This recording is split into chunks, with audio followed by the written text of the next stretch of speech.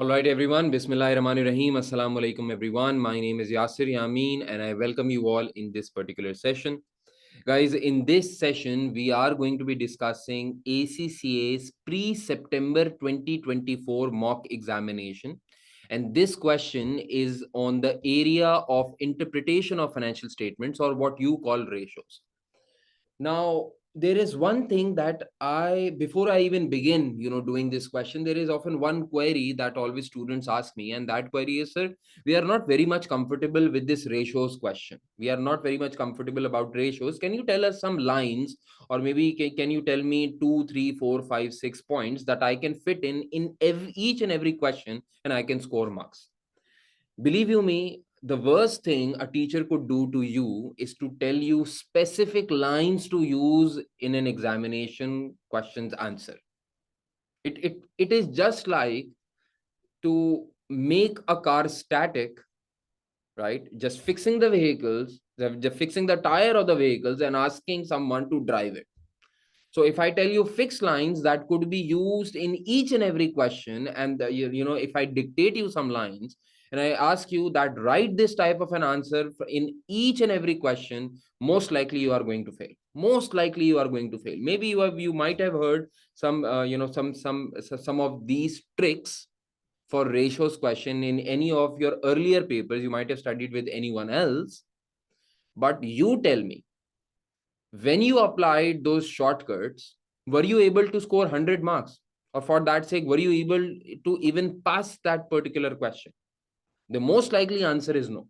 Yes, this is true that often I also tell you some opening lines of a paragraph. Like, for example, you start your answer with according to, you start explaining with the ratio. You can talk about the increase or decrease, something like that. I can tell you the structure of how you write an answer.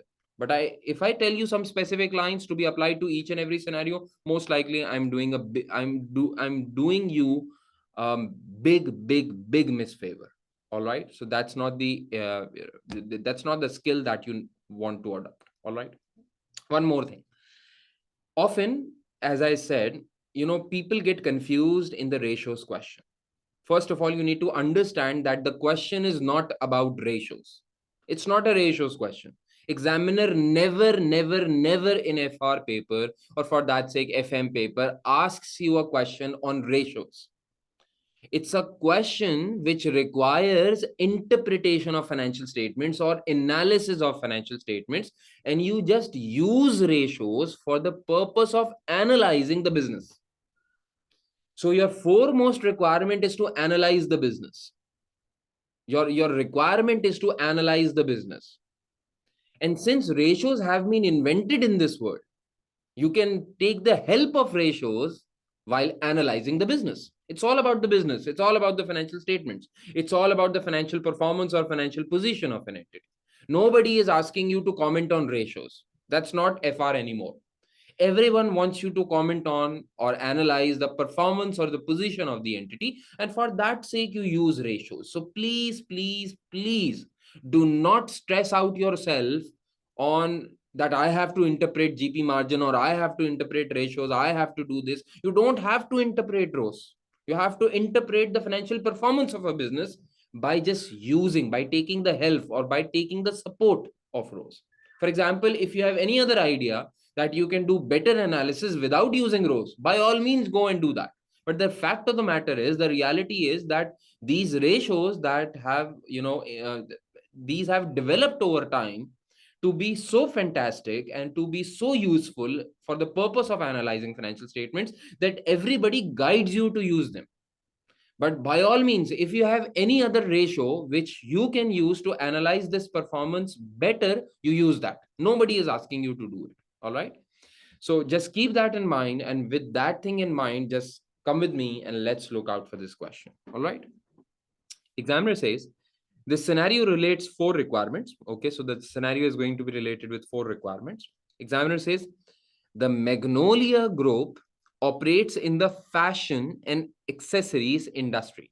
So you are in the fashion retail business or accessories retail business. They tell you that on 1st of January X7, and by the way, your accounting year end is going to be 31st December X6 or 31st December X7. So for this particular year, your accounting year end is going to be 31st December X7 for sure. And your examiner is talking about 1st January X7. So this means start of this current year. So on the first date of this current year, Magnolia company disposed of one of its subsidiaries, Pearl Company, for cash of $52 million. One of the most favorite topics of your examiner nowadays is to ask you for gain or loss on disposal. This is one of the most hot topic requirements that are coming nowadays, but still you should be open to other things as well. So basically, you sold off a subsidiary of yours on first date of the accounting year, that is 1st January X7, and you sold this company for $52 million. That is a lot of cash coming in the business, right? Examiner says Pearl Company manufactures home decor items and it was sold because Magnolia Group decided to focus on fashion and accessories sectors internationally. So basically, what you're doing, you're trying to find out your strategic fit. You have disposed of one area of your business which you feel was not worth doing it. It might have been profitable, but still, when you're at that scale, when you're a large company, you tend to focus only on those particular areas which are your strong areas or where you want to build your business on. So this company's Magnolia Group strategy is to move internationally. And in order to move internationally, you have got to make sure that you only focus on that particular business that has potential for growth, that has potential for profitability, and also acts as a strategic fit, with your intentions and with your objectives from the business. All right. Examiner says extracts from consolidated financial statements of Magnolia Group for the years ending 31st December X6 and X7 are as follows. So for 2 years, X7 and X6, you have been provided with some financial data. First of all, you have been provided with a statement of profit or loss. And if we start analyzing this statement of profit or loss, we can see that the last year's revenue was 145,900, whereas the revenue has dipped drastically and it has come up to 114,800. So guys, there is a drastic fall in revenue. There is a drastic fall in revenue comparing from last year to this year. Can anybody guess out what could be the reason why would our revenue be falling when we are doing fashion and accessories business and we have intentions to grow ourselves internationally? Why is our revenue falling from year to year? What could be the possible reason of a falling revenue? The most common sense point that came into everybody's mind is, sir, that on 1st January X7, you would have sold off your subsidiary. We sold off our subsidiary. So since we have sold off our subsidiary, their revenue would have been excluded from X7.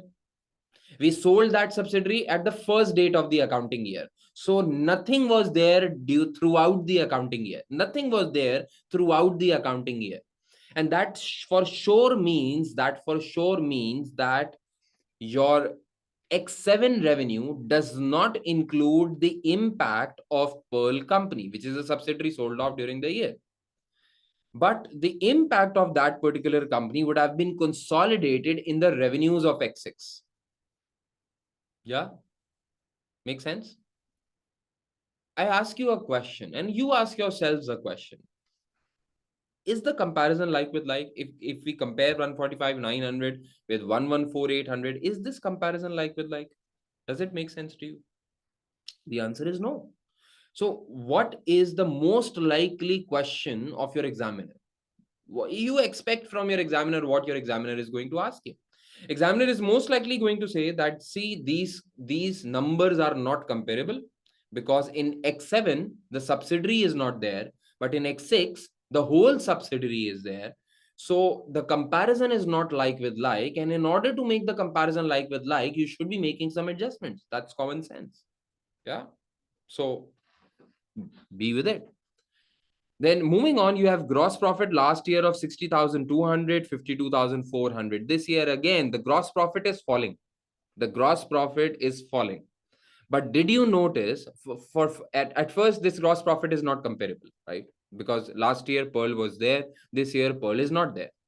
But if you compare, you can see that although your revenue has fallen by somewhat 30,000 or something, Your gross profit has only fallen by 8,000. So it seems that your gross profit has not had that much adverse effect as compared to what your revenue has had impact. All right. So 60,200 worth of gross profit on 145 and 52,000 of profit on 114. Still, it seems to be a reasonable gross profit. So it provides you some hint of growth. All right. Then there are operating expenses. Operating expenses have fallen from 45,600 to 35,500, a mere 10,000 decrease. Then the profit from operations is 16,900. Yeah, actually more as compared to previous year. It's actually more compared to previous year. So despite the fact that your revenue has fallen, your operating profit is actually higher than last year. So even after excluding the subsidiary, you are earning more. What does this suggest you? This suggests you that the operating performance is growing exponentially. This would seem to suggest that the disposal of Pearl company might be a good one. Yeah. But don't you think there can be other reasons too? For example, there can be a gain on disposal, maybe. And maybe if there was a gain on disposal, due to that gain on disposal, your profit from operations would have inclined. But that is a one-off effect only. You cannot count that as growth. Yeah. Maybe, I don't know, maybe that can be one of the reasons. Then your finance cost has fallen from 7,500 to 4,300. Definitely, some of the finance costs might have related to the subsidiary company, which is gone, and that has fallen. Your profit before tax overall is higher than last year, which is a good sign. Then you have been provided with some data regarding statement of financial positions. Your inventory has fallen, which is obvious because Pearl company is no more. Your cash balance has increased from 18,900. Your cash balance has increased to 39,700. Is this good or bad? Your cash balance has increased. And what could be the possible reason of an increase in such cash balance? Think about it. What could be the possible reason of such an increase of cash balance? Correctly said. The most likely reason would have been the disposal proceeds. Yeah. So disposal proceeds would have positively contributed towards better cash balances. But there is a question that comes into my mind that you look at it, disposal proceeds were $52 million. And the cash balance has not increased by $52 million for sure. It seems that there is an increase of, somewhat 20 million. Yeah. There is an increase of 20 million. So there is just an increase of 20 million, whereas the proceeds were 52 million. That means that, that provides you a hint that some of the disposal proceeds might have been utilized somewhere else. Yeah. Some of the disposal proceeds might have been used for expansion internationally, or might have been used to repay some debts and so on and so forth. There could be multiple reasons where the excess cash have gone. Make sense? Then you can see that your non-current liabilities have decreased from 75,500 to 53,200. Maybe you have paid off a loan out of these proceeds, and that is why your non-current liabilities have decreased. Maybe non-current liabilities that have decreased pertain to Pearl company, and they have gone. Once Pearl company is gone, there can be multiple factors. All right. Now your examiner says that following information is relevant in this regard. And by the way, we can read the first few requirements if you want to make yourself comfortable. Yeah, you need to be focused what you actually need to do. So let's just look at the first requirement in particular, part number A, which is of 2 marks. You need to calculate the gain on disposal of Pearl company that would be included in the consolidated P&L for the Magnolia group for the year ended 31st December X7. You need to calculate the group profit or loss on disposal that should be included in the consolidated financial statements. That means that up till now, the gain or loss on disposal has not been included in the consolidated FS. You need to calculate and include. Remember, I was just discussing with you that profit from operations, despite the fact that revenue has fallen drastically of the group, the profit from operations is increasing. And I just told you that one of the reasons could be that there could have been a group profit on disposal. Yeah, there could have been a profit on disposal. But your examiner has hinted from requirement number A that the profit has not yet been calculated. So it is yet to be included in the profit from operations. It is yet to be included in the profit from operations. And that is fantastic. So without even profit on disposal being included in the consolidated financial statement, which is presented in front of you, despite that, the profitability has increased. Impressive performance. Impressive performance. Yeah. So let's see. Examiner says the accounting manager did not account for Pearl Company as a discontinued operation because the disposal occurred on 1st January X7. They have not treated the disposal of Pearl Company as a discontinued operation because the disposal happened on first day of the year. Is this accounting treatment correct, by the way? Or rather, can you tell me which IFRS do we need to refer to if we need to talk about discontinued operations? Which IFRS do we refer to?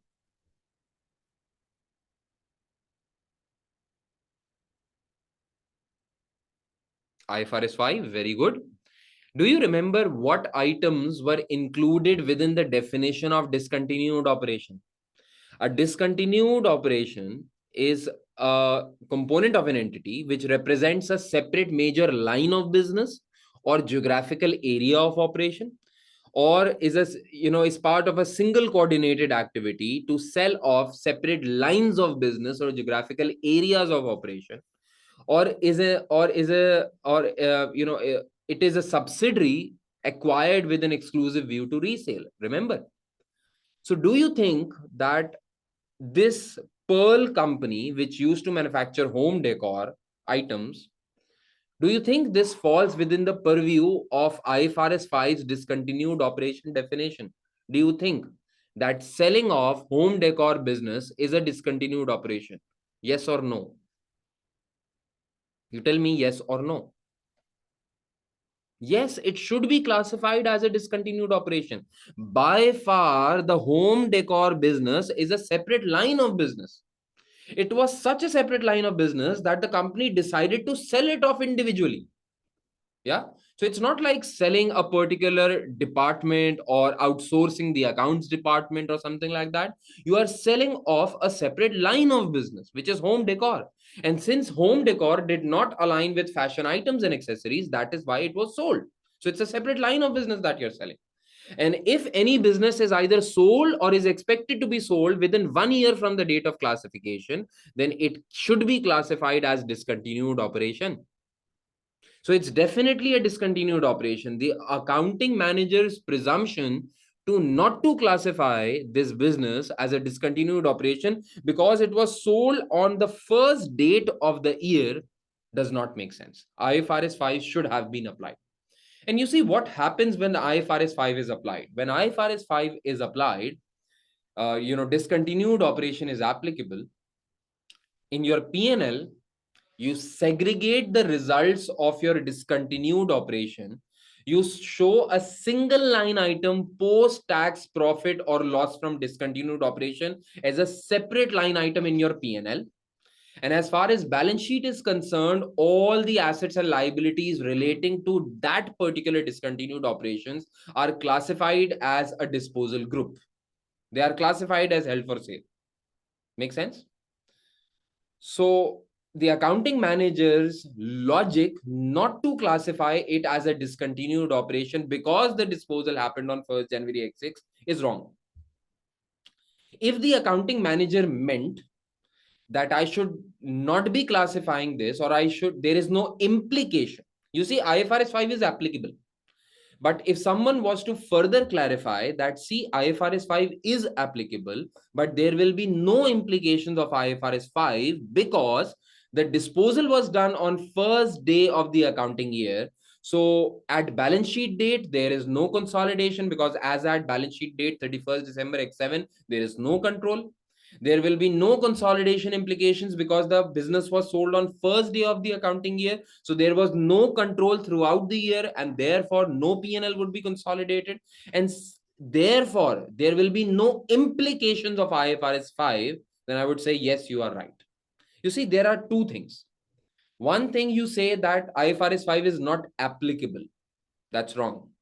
If you say IFRS 5 is applicable, but there are, no or very limited implications of it, I would say correct. Still, IFRS 5 is applicable, and any gain or loss that arises, on the disposal of this discontinued operation would have to be shown as a separate line item. You would say profit or loss on discontinued operation. You will show that post-tax profit or loss on discontinued operation as a separate line item, as IFRS 5 says. Is it clear to everyone? Do you understand what I'm trying to mention in front of you? Yeah, guys, is it clear? Please confirm. Do you get the point? So the accountant manager's idea that IFRS 5 is not applicable is incorrect, and you would need to write that down as we move forward. Okay. Furthermore, it says that as the division was sold, no information from Pearl Company had been included in X7 in the financial statements above. Correct. The proceeds from the disposal have been recorded in cash. So you can say the accounting entry was merely made. Cash was debited, 52 million, done.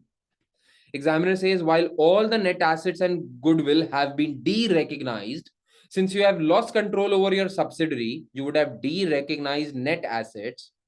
You would have de-recognized the goodwill that was there in the acquisition of S company, and you would have de-recognized everything. So they say the proceeds from the disposal have been recorded in cash while all net assets and goodwill have been de-recognized. The accounting team is confused. They are just like you people, huh? The accounting team is confused about the accounting treatment of the balancing figure.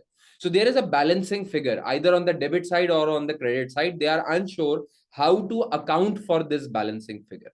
That means we need to account for this balancing figure. Let me ask you a very, very candid and very clear question. What do you think, whatever the balancing figure is, I'm not talking about the figures now, but what do you think, whatever the balancing figure comes and wherever it comes, either on the debit side or the credit side, what does it purport to? What does it represent? What would it represent? Any balance arising either on the debit side or on the credit side would represent dash. What would it represent? Guys, think.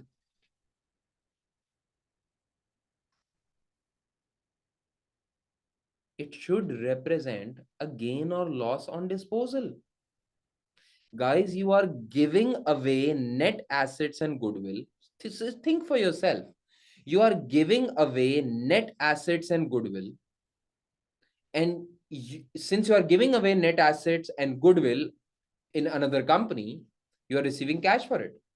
So either you receive less cash for it or you receive more cash for it. If you receive more cash for it as compared to the amount of net assets and goodwill that you have foregone, that you have given up, there will be a gain on disposal. Otherwise, there will be a loss on disposal.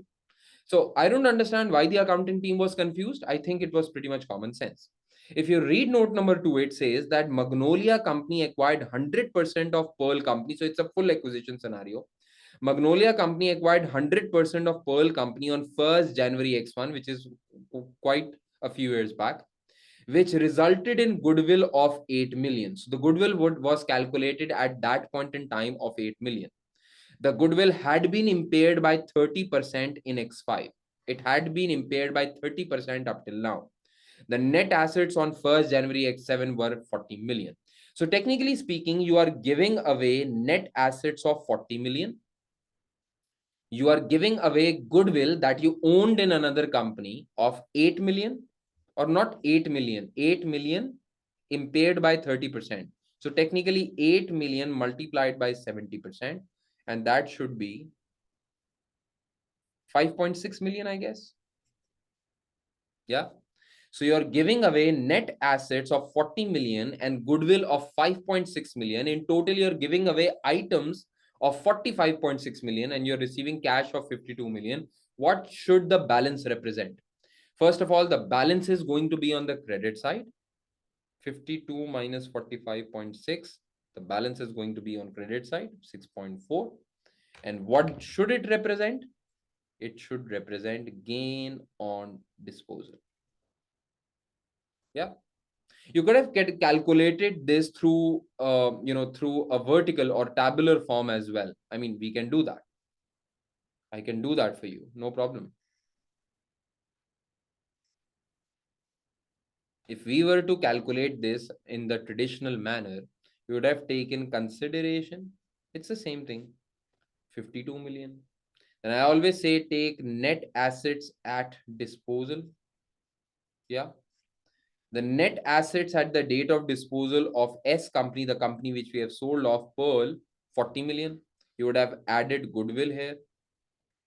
After the impairment of our amount of goodwill, the goodwill would be balance of 5.6. There is no NCI in this question because you acquired 100%.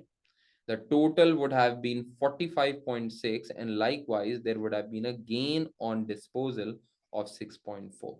Now this gain on disposal should not be consolidated. This gain on disposal should not be consolidated. Rather, since this gain on disposal represents the discontinued operation, you will be showing this discontinued operations post-tax gain or loss under a separate line in your P&L space. Does everybody understand this? Up till now, we have achieved 2 marks. Now just 98 left. Is this clear to everyone? Is this clear to everyone? Yeah. Then there is another requirement number B, which is for 3 marks. Examiner asks you to explain whether the disposal of Pearl Company is likely to constitute a discontinued operation and detail the correct accounting treatment. Yeah. So I can write an answer. Just allow me to write an answer, and maybe if I forget some point, you guys can tell me. You see, according to IFRS 5, a discontinued operation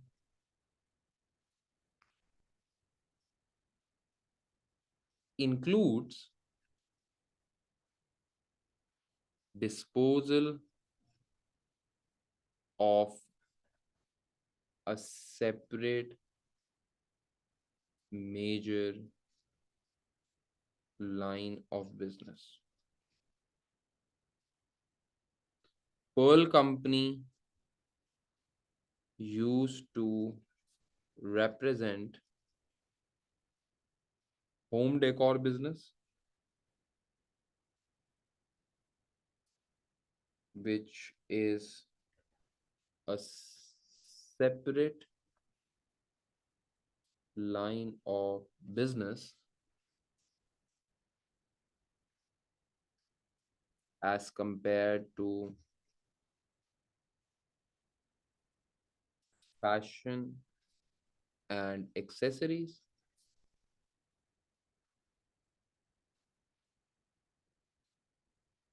Therefore, mind my writing, please. Therefore, IFRS 5 should be applied. What's the correct way to apply IFRS 5? Any post-tax profit or loss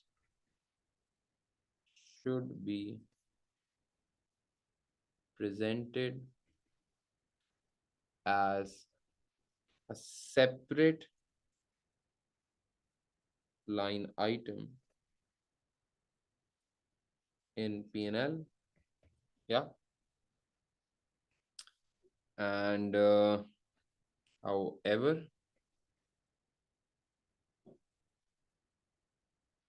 since the disposal, since the disposal was made on 1st January X7, therefore nothing that pertains to this year will be consolidated. Yeah.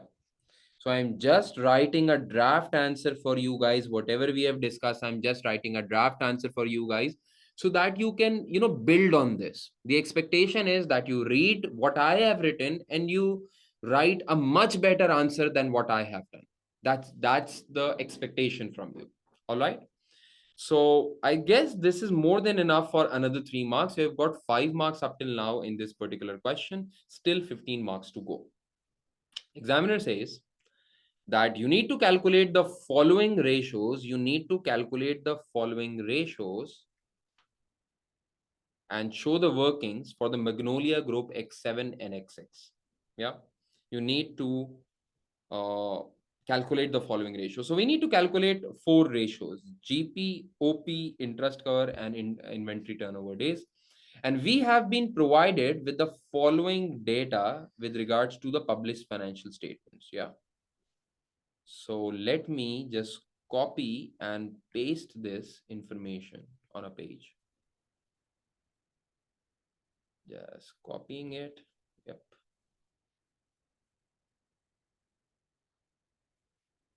Having it here. And now just what type of ratios do we need to calculate for X7 and X6? We need to calculate GP margin. We need to calculate OP margin. We need to calculate, sorry, I might have picked up the wrong data. Yep, I think I have. I had to pick up this data. I don't know why I had picked up that data. That's not relevant. Maybe something more. I'll just pick up this area.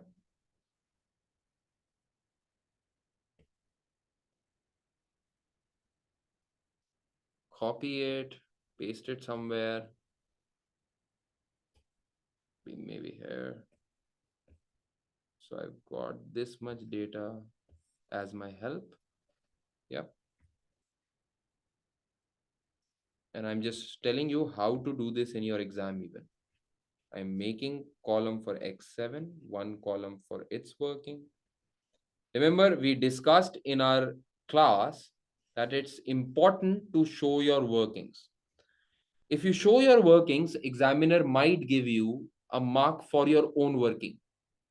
It might give you a mark for your own working. There's a question that has come to us. And the question is, sir, didn't X6 include the impact of S company as well? Yes, but the examiner has asked us to calculate the following ratios and show for the Magnolia group for X7 and X8.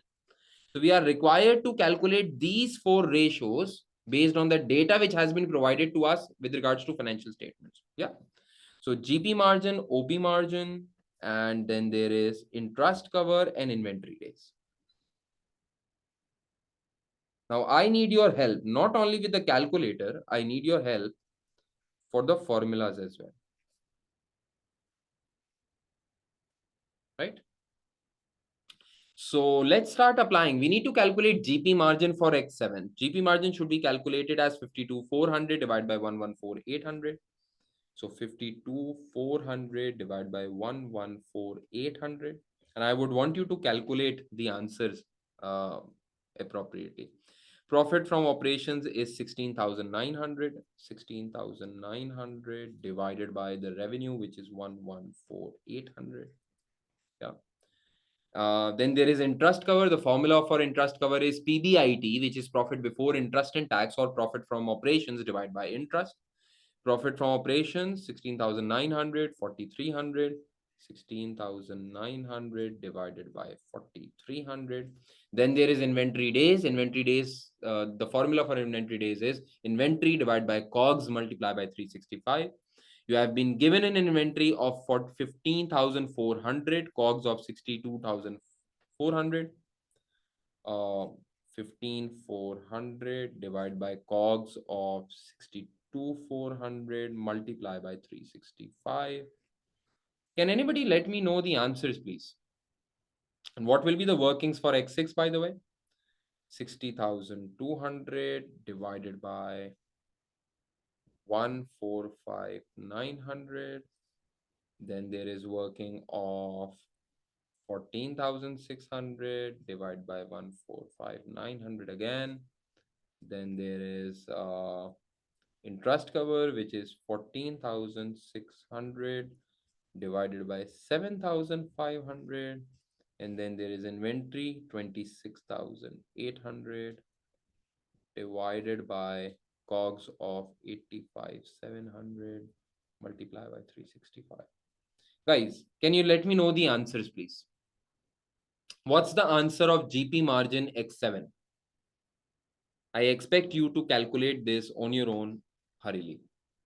Okay, so this is 45, or maybe I can use another marker. 45.6%. Then for X6. And everybody needs to do this. Come on. Do you want me to do this? It's waste of my time. Come on. Then don't tell me, sir, you can pass the paper, but we cannot. OP is 14.7. 60. You guys are very slow. I'll do it on my own.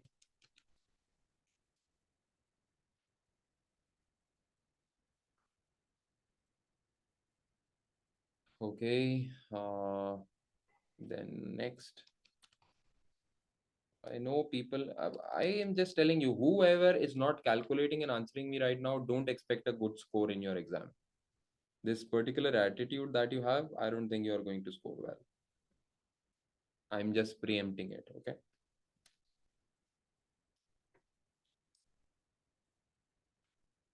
$1.9 times. An accountant without a calculator is nothing. An accountant without a calculator is nothing. 26,800 divided by 85700 multiply by 365. This is 114 days. All right, makes sense? Can anybody check the answers, please? So I think, yeah, checked. All ratios are correct. Very good. So at least I've got some more marks now. 4 more marks. Yeah. So in total, I've just got 9 marks now. Yeah.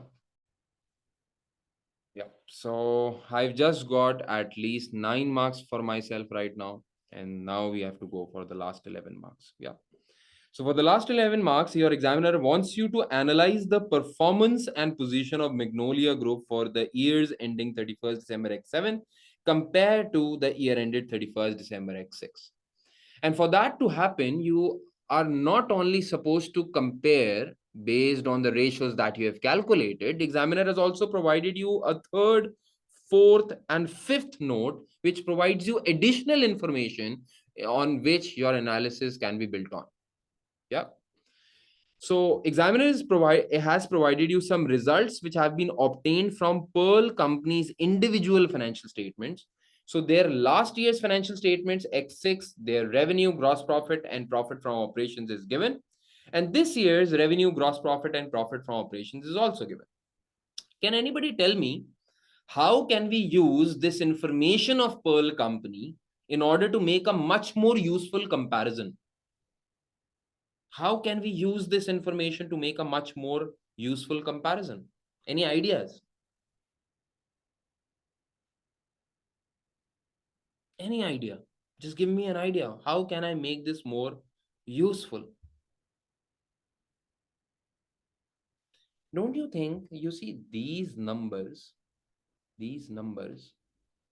were included. Yes, deduct. Absolutely correct. So these Pearl Company's individual results were included in last year's P&L. So these can be excluded, and then additional ratios can be calculated for the purpose of supporting our own interpretation. So it's not about the ratios, it's about our interpretation. This information can help. And we can do this in advance maybe. Yeah. So maybe what we can do is, let us just make it like, yep.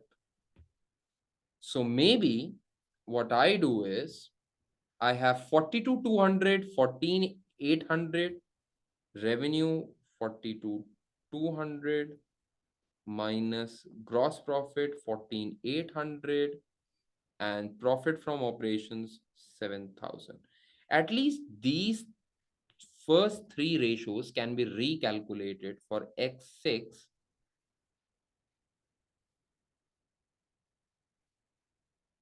excluding Pearl. This will make our analysis more useful. Let us do it. So now the working would be as follows. We will be taking, can anybody tell me what's the figures here? 145,900 minus 42,200. By the way, while you calculate, there is a question. Sir, if we have to analyze on ratios, but ratio calculation is wrong, but interpretation was correct, will we get 0 marks? No. As long as you show the workings, an examiner can see that you have tried to calculate the right ratio and then have done interpretation based on your own calculation. Examiner will provide you full marks based on the own calculation rule. Okay, your calculation marks might be deducted somewhere, but you will get the interpretation marks, that's for sure. All right. So it's that is why we say that show the workings, because then your examiner can give you those marks. So anyone tell me what's the revenue? 145,900 minus 42,200, which is 103,700. What's the gross profit excluding Pearl? 60,200 minus 148,000. This is 45,400. And just excluding, this is 7,000 by the way, not 700. So excluding 7,000, this should be 7,600. So just calculating GP margin again. GP margin, the calculation should be 45,400 divided by 103,700. Then I will be calculating OP margin, which is 7,600 divided by 40 divided by 103,700. Then I have interest cover, which is 45,400. No, sorry. It should have been 7,600 divided by 7,500. Okay, so the numbers are, GP number is 43.8%, close to 44%. Then OP margin is 7.3%. And then there is interest cover, 7,600 divided by 7,500. How many times? 1.01 times. 1.01 times of interest cover is nothing. That means you only had enough profit to pay off the interest, nothing else. Yeah. Now, although we can start analyzing the information up till now, but let's read the whole question. Yeah. Let's read the whole question. Furthermore, examiner says the Magnolia Group has moved its accessories division to a building owned by the group. But before disposal, this building was in use of Pearl Company. Previously, the accessories division used external facilities on lease for $3 million per year. What are they saying? So previously, what they have done is, you see, you have sold out a subsidiary. Your subsidiary was previously located in one of the buildings that was owned by the group. So no rent was payable. Technically, no rent was payable, right? But now what you have done is, since you have sold Pearl Company, you have moved the other subsidiary into that particular building. and thus saving lease rentals of $3 million per year. Isn't this a saving? Yeah, you used to pay an external party $3 million, some third party landlord. You're not going to pay it anymore because you have shifted your accessories division at that particular location. Is that understandable? Yeah. So it's one saving that would have contributed to our OP. Make sense? Then examiner says at 1st January X7, the Magnolia Group terminated the lease with a one-off payment of $4 million to lessor. And this payment was recorded in operating expenses. So obviously, you had to leave the existing premises where your accessories division was. You left that place and you paid off lease termination charges of 4 million. Don't you think this 4 million is one-off? Don't you think this $4 million is one-off charge? Don't you think this $4 million is a one-off charge? Had this not been there, your profitability would have been even better. Even better. Now we were amazed that, we have such a good profitability as compared to last year. It would have been even more if this one-off charge was not there. 1 point regarding operating profit margin we have. Then note number 5. Oh, by the way, on 1st January X7, the lease still had 8 years remaining. So it was a non-current liability. You had an obligation upon you to pay the future lease rentals for the next 8 years. A finance lease obligation, a non-current finance lease obligation would have been recognized in your books. But now you have just slashed off that non-current liability and paid off a one-off termination charge. Yeah. And it makes sense. You see, you used to pay $3 million per year for that particular location. In the next 8 years, you would have paid $24 million. Yeah. Isn't it better to settle in $4 million of a one-off charge rather than paying $24 million over the period of 8 years? I mean, it makes sense. They have done good performance. This is one of the points that you're going to mention in your analysis. Worth it. It's definitely worth it. Yeah. Note number 5, it says the Magnolia Group imports raw material from overseas. So you do procurement of your raw material from overseas. Foreign exchange gains of $3.5 million were recorded in 20x6. So the profits that you see for last year includes 3,500 forex gain in it.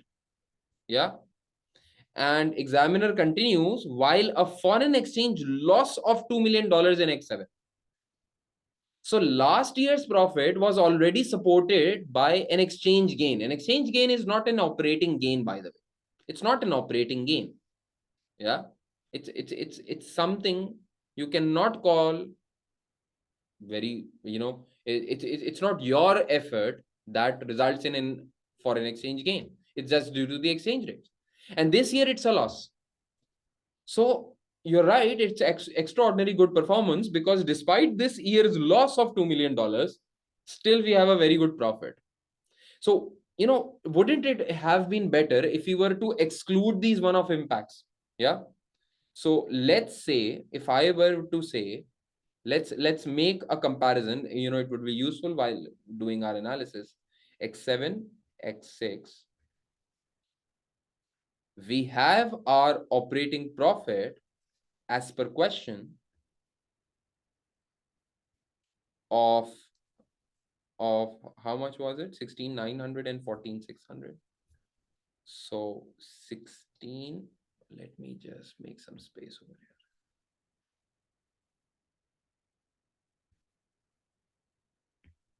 16,900 and 14,600. Make sense? These were the numbers. Yep. First of all, let us exclude the performance of Pearl Company from last year. So we did that already. The performance of Pearl Company was it contributed a $7,000 worth of profit. We excluded that and got 7,600. Up till now, we had already done. But if we were to adjust all of the one-off impacts, for example, there is a saving of $3 million per year. Or now let's not even assume this $3 million per year. Let us just only assume this $4 million of one-off charge. Let us just assume this. Let's not take that. So one off, because this $3 million worth of savings is going to continue for the foreseeable future. I'm telling you this again. Why did not I take this $3 million? Because this $3 million is not just a one-off saving. It is a saving of 8 years because we have cancelled the lease. So it's not a one-off thing that I'm going to consider. Anand just asked me, sir, why are you excluding this 7,000? 7,000 related to Pearl, my friend. Remember, we had already done this, yaar. We had already done this, remember? I'm just replicating it. I'm just doing it again. Yeah, just doing it again. So 14,600 was X6 profit, including the performance of Pearl. Excluding Pearl, we had already subtracted 7,000. So it was 7,600 already. Then subtracting the effects of one-off transactions. So one-off, there was a lease termination charge. Lease termination would have been an expense in our financial statements. What if we added back 4 million? Let's add it back. Add back. Then what about your FX impacts? What about your FX impacts? So as far as your FX impacts are concerned, there was foreign gain of 3,500 last year. If we added back, we will do subtraction. In order to cancel the impact of a gain, which would have increased our profits of last year, in order to cancel its impact, we would have to subtract it. Yes. And what if we adjust the losses to 2,000 worth of losses, adding it back? What would have been our real operating profit? Can anybody tell me? This is a comparable number. Can anybody tell me what's the number?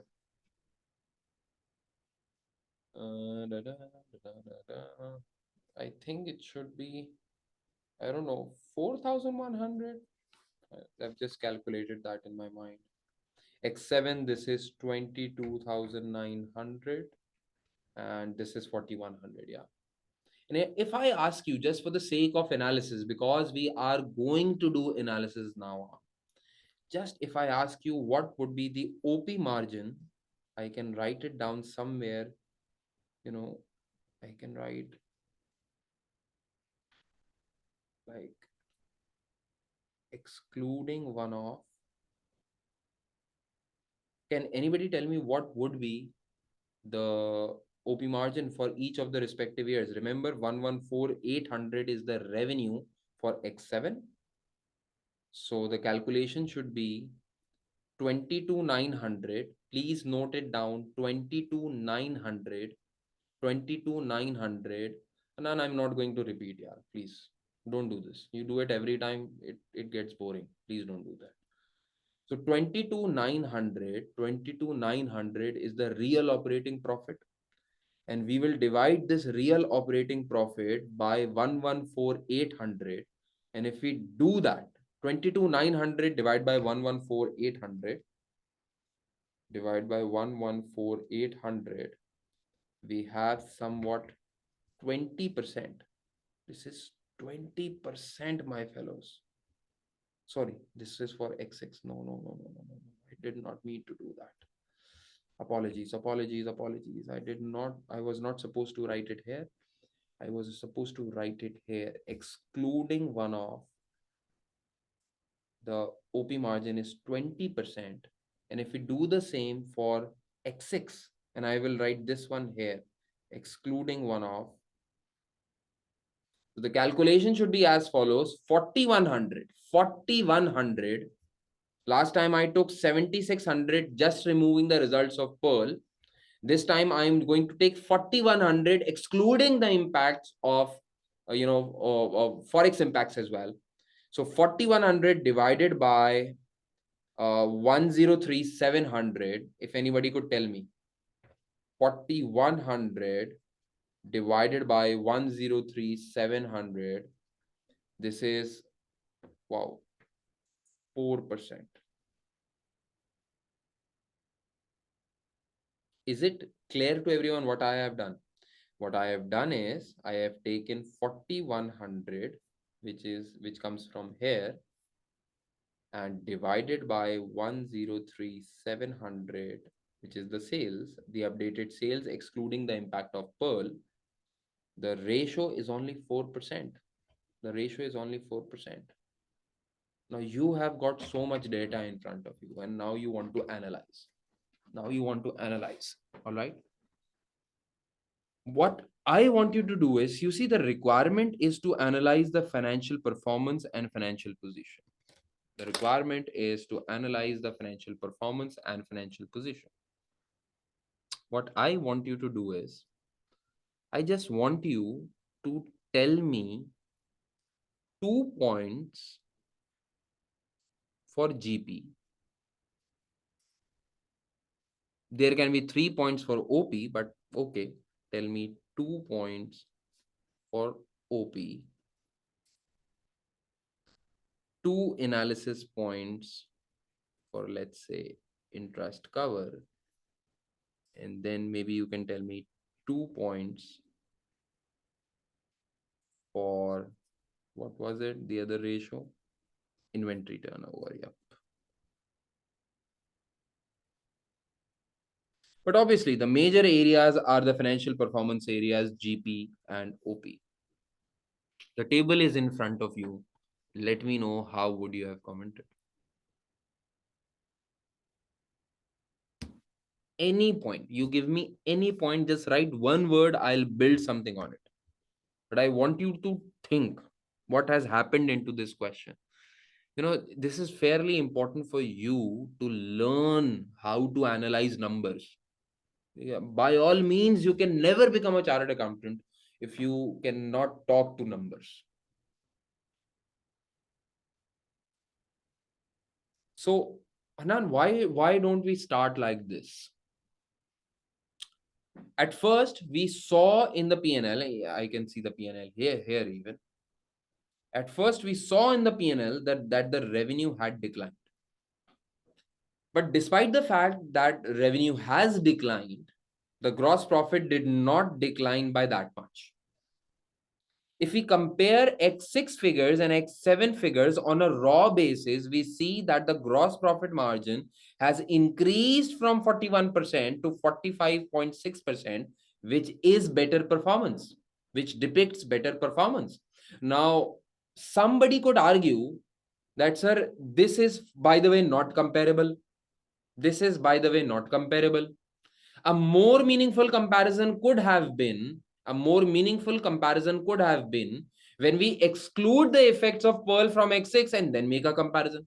Even if we then make a comparison, last year's GP margin, excluding the impact of Pearl, was 43.8 million. This year, it has grown to 45.6%, which is improvement in performance.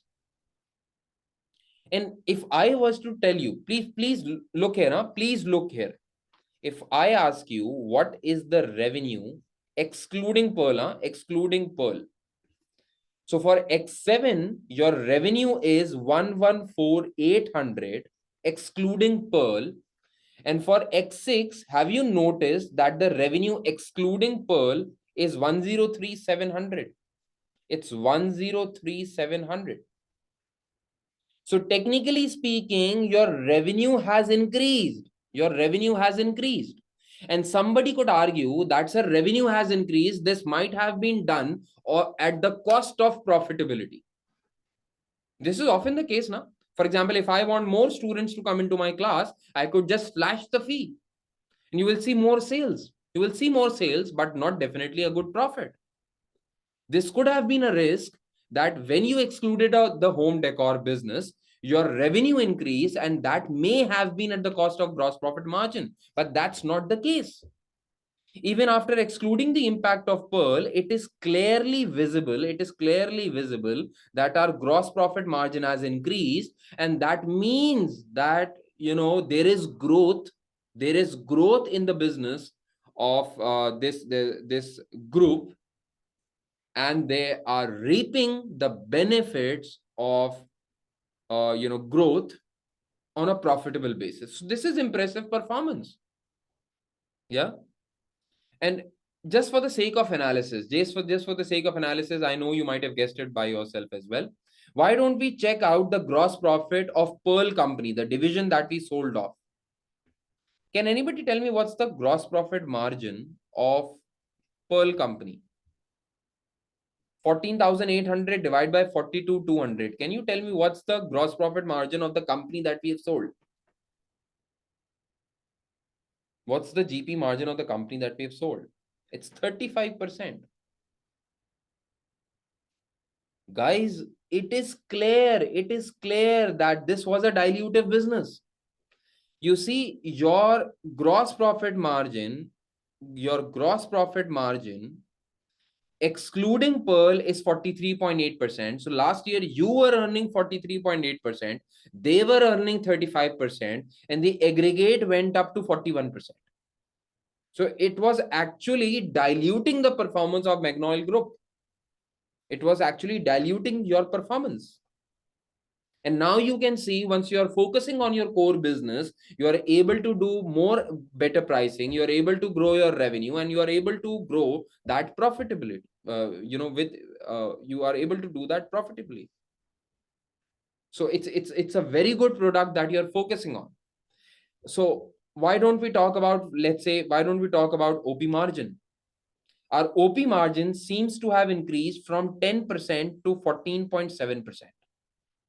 Or if we were to exclude the impact of Pearl Company's operating profit margin was 7.3% last year, and it has increased to 14.7% this year. That means that there has been good cost control. Very good. There has been good cost control. The synergies of focusing on your core business have resulted very well. You cannot say more number of sales. It does not make sense. More number of sales. You're talking about operating profit. It does not matter how much sales you do. It's about how much profit you keep in that, right? So sales does not matter. Sales value does not matter. So 7.3% against 14.7% definitely means better cost control. And this is excluding the impact of gain on disposal, by the way. Yeah. So very impressive performance. Better cost control, better administrative efforts, better focus on the business. And if someone was to say, sir, that there are some one-off impacts already included in this number, if we exclude these numbers, the performance is even more impressive, because then it goes from 4% to 20%. The performance is even more impressive. So shouldn't you be giving this appreciation to management that they have done a very good job? They have done a very good job. They are drastically improving this business, and this might have been due to the offtake of their business internationally.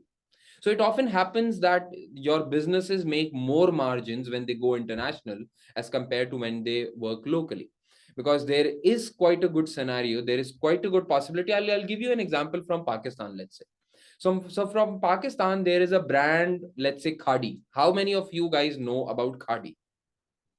You guys know? Because this particular question is about fashion and accessories business. How many of you know about Khadi? So let's say if you talk about Khadi, one lady's suit of Khadi, for example, if it's selling for about, let's say, 8,000 here, the same suit which is stitched here is selling in US for the minimum price of $100. If you don't know about Khadi, you're not. I can get it. Khadi in Pakistan is a ladies' clothing brand. Maybe you have not got the opportunity to go there because you are very much focused on ACCA studies. Yeah. So you're focusing on your ACCA studies. You don't have to gift anyone, something like that. But the other people, can connect that, right? So the same suit which sells here for 8,000 rupees, it sells for $100 in US minimum. And $100, you convert it into Pak rupees, maybe, I don't know, 30,000. So sometimes when you move internationally, you make more profit. You make more profit. And the result of that can be seen from the results. Your gross profit margin has improved, your operating profitability has improved, maybe because you have not hired additional staff for your international operations. Your local people who are paid in local, in local terms, are also managing the business of your international business. And that's very well. These are the points that you can add on. When you talk about the financial position, yeah, also the reputation of customer, very good. As far as you are concerned with the financial position, you see, has improved. Your cash balances improved, but your cash balances did not improve with the same amount as of the $52 million that you got for disposal proceeds. So your cash balances improved, and at the same time, your non-current liabilities fell off. One of the reasons of the fall in your non-current liabilities would have been the lease liability. That since you canceled the lease liabilities in your non-current liabilities would have gone. And maybe you have partly paid off some of your liabilities because of the surplus cash that you had because of selling a subsidiary. Yeah. Overall cash position is better than last year. It's 20 millions better than last year. Uh, uh, yeah. Your non-current liabilities have decreased, which shows there is less risk. If you compare that in terms of ratios, your interest cover of last year was 1.9 times, but on a more comparable basis, excluding the results of Pearl Company, it was just 1.01 times, and it has jumped up to 3.9 times now, which is very good. You see, 1.01 of interest cover would have shown a very risky position in terms of financial leverage. You were technically at the brink of having a default. 1.01 times means that you have enough profit just to pay the interest, and that's not enough. Now the interest cover has moved on to 3.9 times. This must have been due to the betterment of your financial position, since you might have paid off some of the liabilities of yours, and the lease liabilities being cancelled, finance cost would have decreased. So these are the reasons. Overall, your inventory days have improved. Since your inventory days have improved, this is also a good sign that the reduction in your inventory days means that you're keeping inventory for less period of time now. And that means you're doing quicker sales. And that you can see from your revenue, from your GP margin and everything. There seems to be a huge demand for your products. Yeah. Is everybody on the same page? Does everybody get this point? Do you get it? Yeah. Is it good with everyone? So there is a lot of points to be written in this particular question. I would want you to write an answer on your own and show it to me. Although I have made some pointers for you. Already. Whatever I have discussed up till now, I have made some pointers for you already. These pointers might help you in checking your answer. It is a sincere request. Please do not look at the answers straight away. Write your answer based on whatever discussion we have had till now. Write your own answer and then compare it with my points.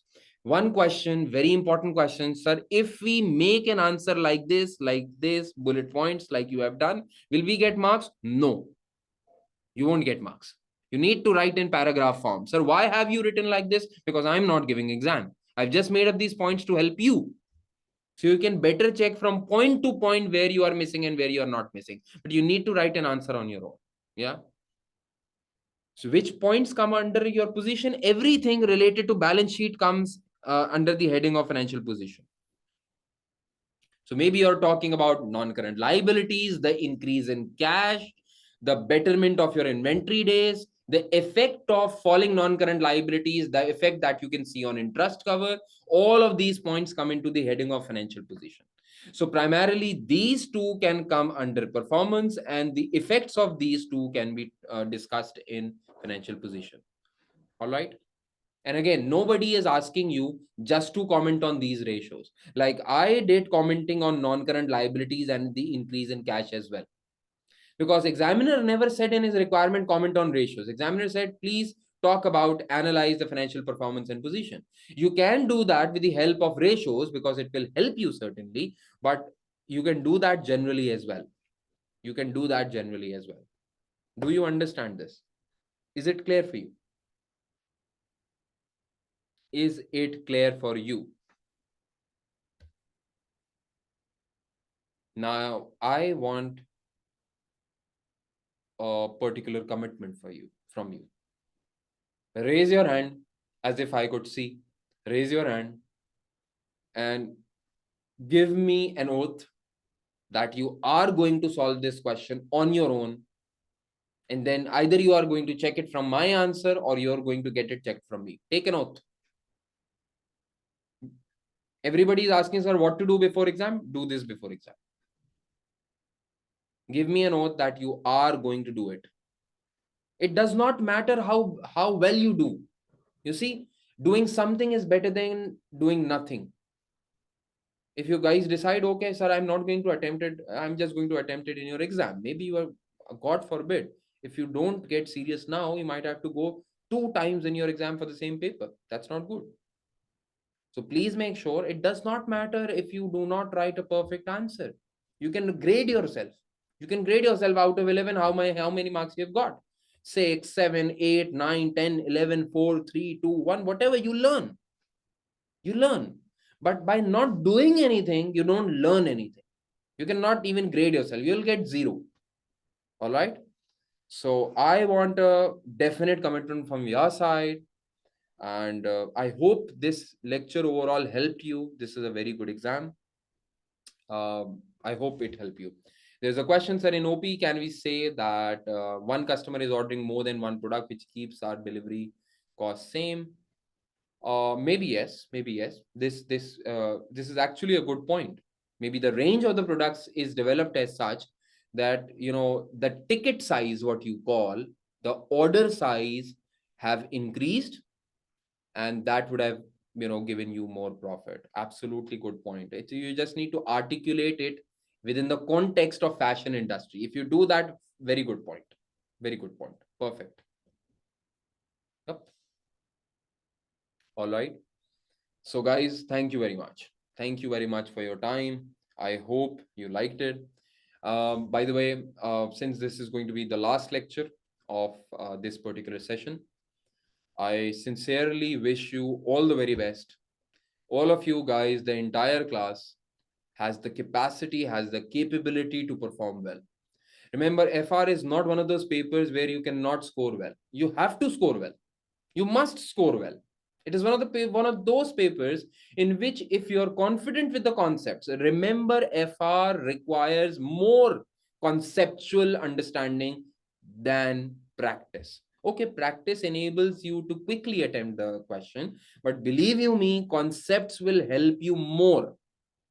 In some papers, practice helps you more. For example, I say in FM, sometimes in some part of the course, since the scenarios are so repetitive, the more and more practice you do, the better you're going to perform in your exam. But in a paper like FR, the more sound concepts you have, even with relatively less practice, maybe you can do wonders. All right. So the people who score 90 marks or 95 marks or 100 marks for that sake, they are not the ones who have done the entire examination kit. You guys with me have done most of the examination kit, even in class. Yeah. So people who score very high marks are not the only ones who do complete examination kit or complete study or practice questions or something like that. No, they are the ones with better concepts. They are the ones who are thinkers. They are the ones who can think about the financial implications, who are confident. And if you do that, I'm very sure you will be able to pass this paper with flying colors. Whenever you are done with your paper, whoever is seeing the recording, whoever is, you guys are taking this live, please make sure that to provide me your feedback. Often I'm disgruntled by the fact that, once the paper is done, people forget you. I don't like that. Or they remember you for all the wrong reasons. They remember you for all the bad things that you might have done, or they think you have done, but they don't remember you for all the efforts and for all the good things that I've done. So at least as a courtesy, it's a wise thing to do. Whenever you are done with your paper, you come back to your tutor and respond and say that, okay, sir, this was good, this was bad. I expected this, I did that. The paper was fantastic, or it was okay, or whatever the feedback is. And likewise, when your results come, people, I've seen it a lot. There are some, very few students, or some good students who often get good marks, always tell you, sir, okay, they give you a thank you message. As you don't owe me anything, right? You don't owe me anything. You are right from that perspective. Even if you don't come back to me, that's your right. But you see, we are humans, and humans like a connect, right?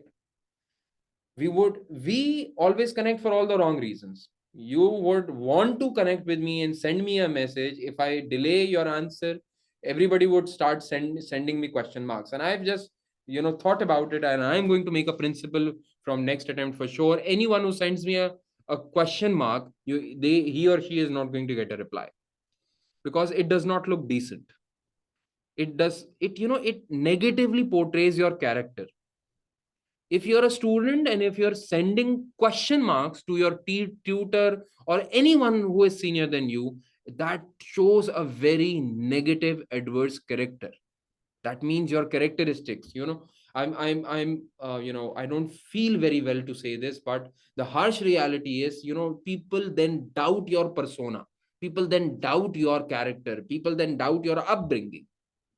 So you need to be very humble with that, right? So the point that I'm trying to make is that often, for all the very wrong reasons and for all the shortcomings you guys message, everybody does. You can call this a shikwa or something like that. This is I'm pleading against this point, but if for all the right reasons, we have a right to celebrate, we have a right to connect. So please make sure that you leave your feedback before the exam, after the exam, and even after your results. All right. So best of luck from my side. I'll pray to Allah Ta'ala that you guys score very well. Everyone scores very well. You guys have put in so much effort. You see, it's not normal. It's not normal to put in so much effort.